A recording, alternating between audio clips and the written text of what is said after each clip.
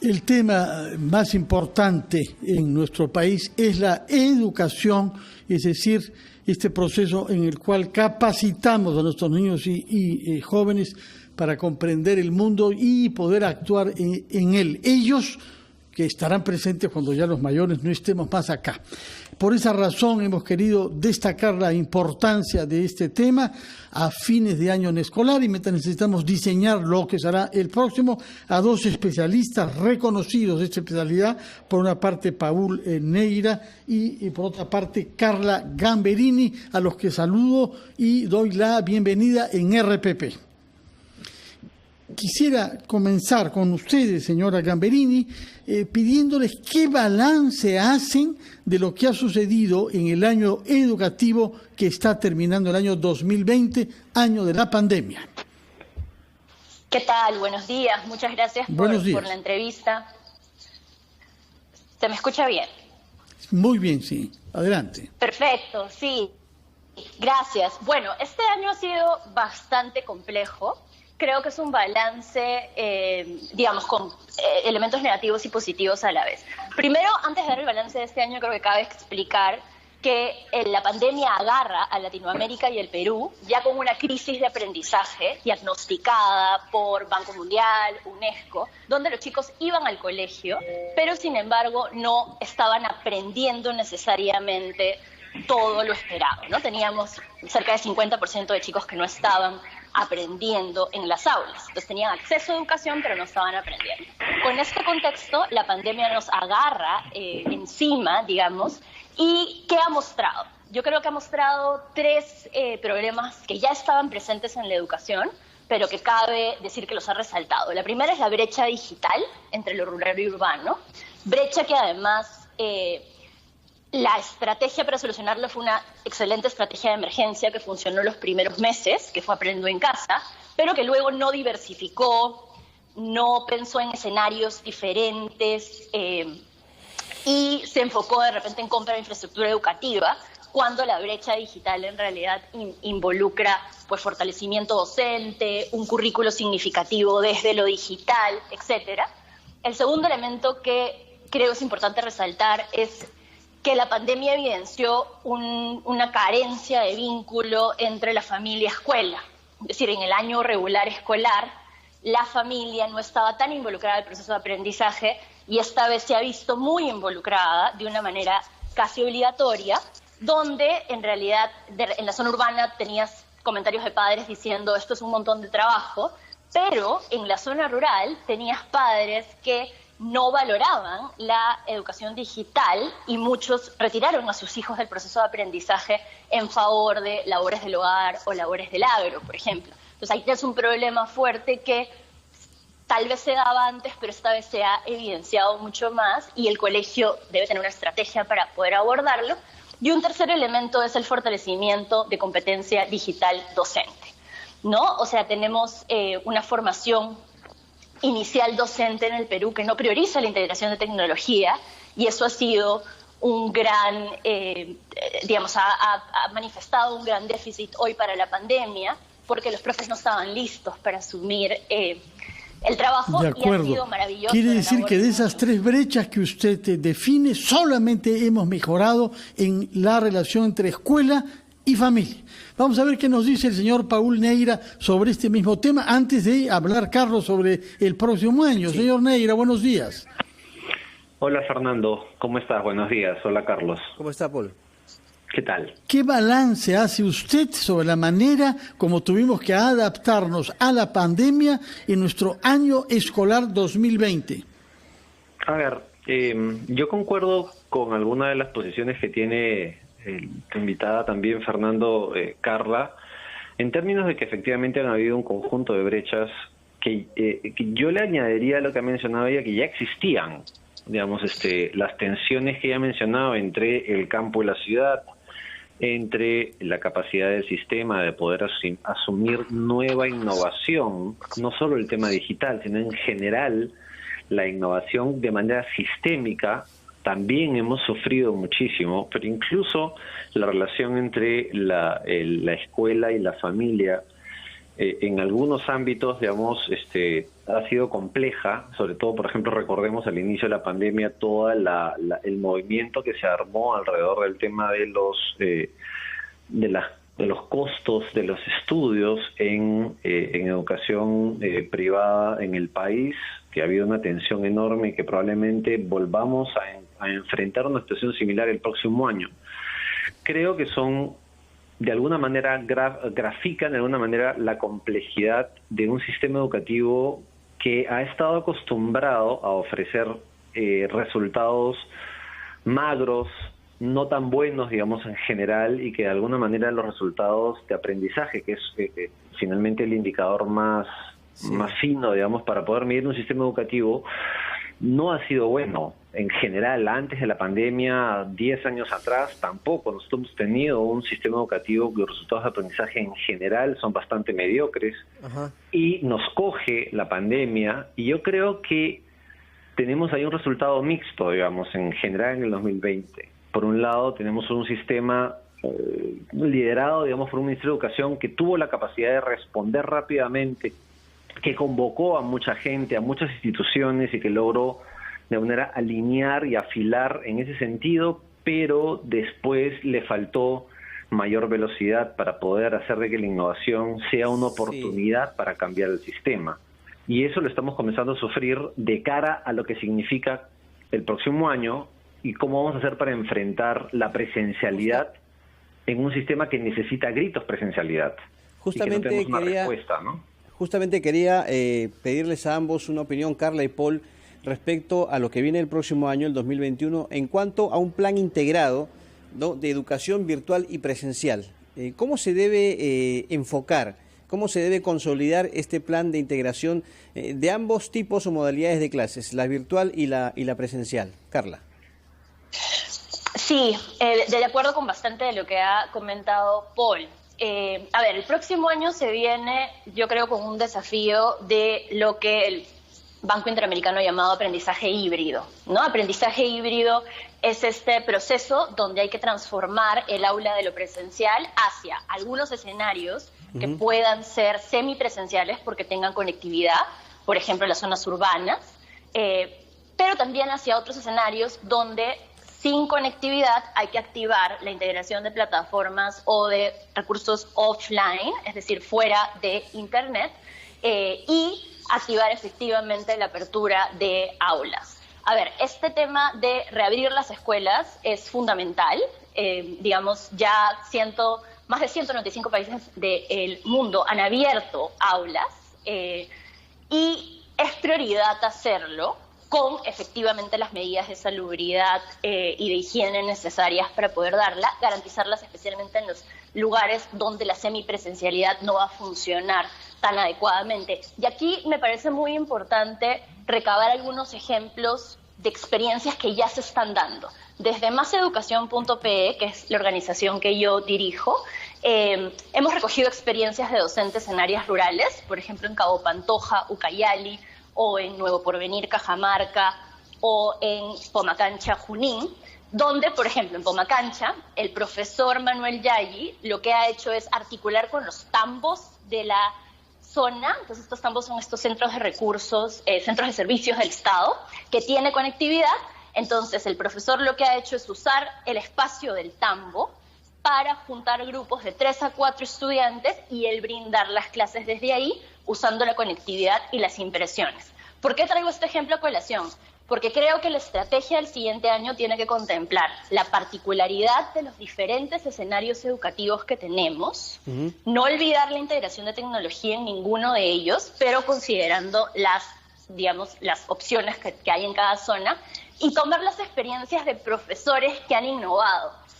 Paul ya comentaba que el Ministerio ha tenido limitaciones en innovación, también lo creo, que desde un eje central se ha tenido limitaciones, pero hay experiencias particulares de docentes que en el 2020 nos han enseñado que estas cosas pueden funcionar de acuerdo a los diferentes escenarios. Carla, le pido a usted y también a Paul que esperemos un minuto porque tenemos que ir con la pausa y seguimos con este interesante debate sobre el análisis del año escolar y los retos para el 2021. Carla Gamberini, cofundadora de MásEducación.pe, y Paul Neira, especialista en educación, gestión estratégica y formación docente. Con ellos regresamos en unos segundos nada más.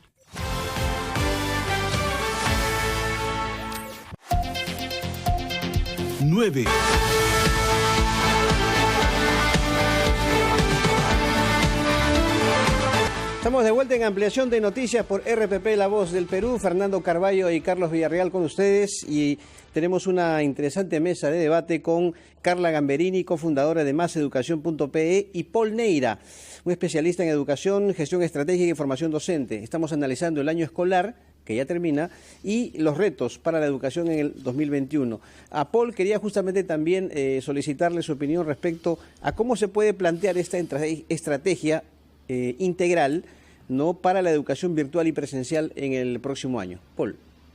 Carlos, gracias. Mira, yo creo que enfrentamos como sociedad un problema que parece no tener solución, y es el siguiente. Por un lado, tienes a un sistema educativo en general que no tiene todas las capacidades para poder enfrentar un protocolo estricto de bioseguridad en general en todos los países. Recuerda que en el Perú hay cerca de 110.000 centros físicos de educación escolar en el país. Eso es titánico, sobre todo porque está desparramado en todo el territorio. Ese es un primer elemento. El segundo elemento tiene que ver con que hay una creciente corriente bastante grande de padres de familia que no están dispuestos a enviar a sus hijos al colegio porque están esperando de que haya una vacuna por el temor efectivamente del contagio y las cifras que tenemos de la capacidad del sistema sanitario para enfrentar más número de contagiados. Y en tercer lugar, tenemos el hecho bastante lamentable, digamos, que existe una gran porción de la oferta de servicios educativos que son por parte de los privados que tampoco están dispuestos a ofrecer, porque eso significaría automáticamente hacer un aumento de pensiones para poder enfrentar la doble exigencia de una educación híbrida. Eso es la tormenta perfecta que estamos enfrentando de cara al 2021 y que, como resaltaba, parece no tener solución. Carla, hace un instante, antes de la pausa, mencionaba casos específicos de profesores que han logrado, entre comillas, sacarle la vuelta al problema, y esos casos siempre hemos tenido en el Perú. La cuestión más compleja desde el punto de vista de la política educativa, que tiene que ser extensiva a todo el sistema, es cómo lograr de que eso se extienda. Y allí viene mi llamado a que el problema en la educación no puede seguir siendo visto solamente como un problema del gobierno de turno o de la administración específica. Recuerda además que en los últimos casi 5 años han habido, si mal no recuerdo y mis cuentas no me salen mal, este es el 8º ministro de Educación en 4 años. Entonces, no puede ser visto este problema como un problema estrictamente de la administración o del gobierno. Este es un problema del país, porque lo que estamos poniendo en juego es la capacidad del sistema de poder generar talento, de poder hacer crecer las capacidades de las personas de cara a los próximos 10 o 15 años, porque el hueco que se genere el día de hoy por decisiones que tomemos erradas en conjunto y como bien común, nos van a cobrar cheques bastante grandes dentro de 5, 8, 10 años que de verdad yo creo que no estamos dispuestos como sociedad a pagarlo. Porque finalmente... ¿Qué es lo que se va a hacer con los alumnos que no han tenido un buen desempeño durante el año o que no han podido asistir o que habiendo asistido no tenían comunicación digital porque faltaba tecnología? Todos van a pasar de año. ¿Qué consecuencias va a tener eso para el próximo año, Carla? Y luego Paul. A ver, la evaluación, claro, que sea determinado por el Ministerio de Educación, es una evaluación 2020-2021, ¿no? Eso quiere decir que es una medida que se va a medir hacia el final, del 2021. Ahora, dicho esto, creo que ahí son dos aproximaciones importantes. La primera es, la evaluación en sí está hecha para medir el proceso de aprendizaje. 2020 ha sido un proceso con muchas limitaciones como las que comenta. Sin embargo, ha habido, digamos, un proceso, y para los chicos que no han tenido acceso a, digamos, ningún mecanismo de conexión, radio, conectividad o televisión, digamos, este proceso ha sido muchísimo más difícil y probablemente inexistente. A estos chicos lo que se va a hacer, entiendo por lo que ha publicado el Ministerio de Educación, es dejarles una nota en blanco y empezar a evaluar el 2021. Yo creo que si vemos la evaluación como un proceso de aprendizaje, que lo más importante es eso, en una nota final, es una medida válida. Ahora, es una medida válida siempre y cuando se implemente a partir de ahora lo que se debe implementar, que para mí son dos elementos importantes. Uno, necesitamos saber en dónde están estos chicos en su proceso de aprendizaje. Es decir, necesitamos algún tipo de indicador que nos diga de dónde comenzar hacia el 2021 en cada caso específico. Entonces, digamos, este año se anularon las evaluaciones nacionales por razones que conocemos de la pandemia. Sin embargo, sí se necesita medir algún tipo de indicador para determinar, ok, este chico que no pudo acceder a aprender en casa de radio está en este punto de su aprendizaje, a partir de ahí empezamos el reforzamiento. Entonces, 2021 tiene que ser un año concentrado en tanto reforzamiento de los aprendizajes que no fueron obtenidos durante el año 2020, como tratar de avanzar. ¿Cómo se hace esto? Con mediciones claras de en dónde está cada estudiante en su proceso, y en segundo lugar, con una estrategia, como lo mencionaba antes, específica para cada escenario educativo, que vaya por el aprendizaje híbrido. Paul mencionaba de que estamos entrampados aquí en varios problemas, y sí, estoy de acuerdo, ¿no? Tenemos este sistema que está entrampado en varios elementos. Claro que Sin embargo, sí hay forma de salir de ello si miramos escenarios específicos, y también si es que tenemos la contribución, y aquí estoy de acuerdo con lo que Paul menciona, que no es solo responsabilidad del Ministerio de Educación, sino necesitamos el trabajo en paralelo de empresa privada, organización, Ministerio de Educación, colegios privados, colegios públicos, para poder comprometernos hacia un fin que es los aprendizajes de los estudiantes. El ministro de Educación, Carlos, ha escrito en su página de Twitter, no hay que hablar de deserción escolar, sino de interrupción, porque lo otro parece algo irreversible y algo que ya responsabiliza al alumno, que puede hallarse víctima de una situación que él no deseó, ¿no? Lo estamos poniendo justamente para los que nos siguen por televisión.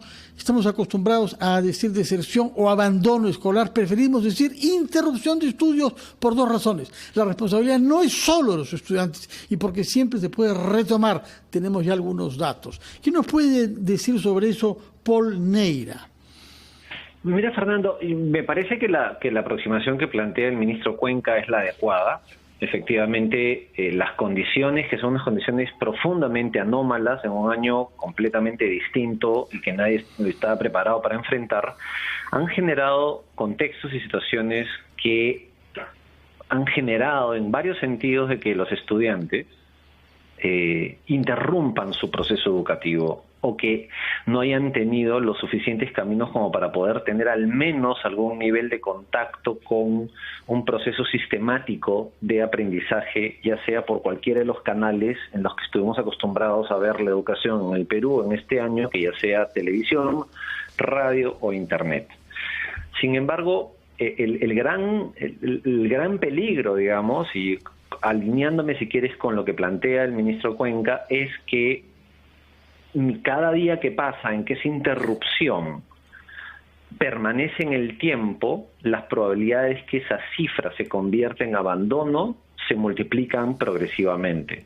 Por eso es que este es un tema que tenemos que atender, porque hay investigaciones en el Perú y en la zona de América Latina que han probado que, dependiendo de ciertas condiciones que el estudiante tiene, cuando interrumpe sus estudios por más tiempo, se convierte en un abandono permanente. Y el problema es ¿cómo se puede hacer para evitar eso, o para recuperar a esos alumnos tentados por el abandono que, como dice usted, puede volverse permanente? Hay Dos cosas. Una primera, que era la que comenzamos la conversación el día de hoy, que tiene que ver con el regreso a la presencialidad. Una de las grandes acciones de los sistemas educativos, como los nuestros, por ejemplo, es la presencialidad. La presencialidad cubre adecuadamente a los estudiantes y le da una razón para que ellos no quieran interrumpir sus estudios y le da además una perspectiva de avance. Es una primera cosa. Y la segunda tiene que ver con campañas adecuadas y ahí voy a coger una parte de lo que ha hecho Carla en términos del recuperar, digamos. O sea, hay parte del ejercicio del sistema educativo que tiene que ver con recuperar aprendizajes, hay otros que tienen que ver con relanzar un conjunto de aprendizajes distintos, porque no podemos seguir dando el mensaje que la escuela en el Perú es solamente aprender a leer y aprender a escribir. Hay una enormidad de otros espacios de aprendizajes, como por ejemplo el tema digital, como por ejemplo el tema de las competencias de la vida cotidiana, de la ciudadanía y del compromiso, que deberían ser incorporados en una campaña abierta que llame a que los estudiantes vean de que la escuela es mucho más allá. Claro que sí. Pero deportes dura, también, ¿no? Deportes son más necesarios que nunca en esta situación actual de pandemia, ¿no? Por supuesto. Carla, por favor, palabras finales antes de que el tiempo nos venza. Sí, a ver, es urgente la vuelta a la presencialidad, en eso estamos de acuerdo, tanto Paul como yo, así como organismos internacionales y estudios que se han hecho. Es necesaria una campaña de comunicación efectivamente, pero ahí yo agrego dos cosas fundamentales para el retorno al 2021 con algunas miras al éxito. Uno, enfocarnos en el fortalecimiento docente.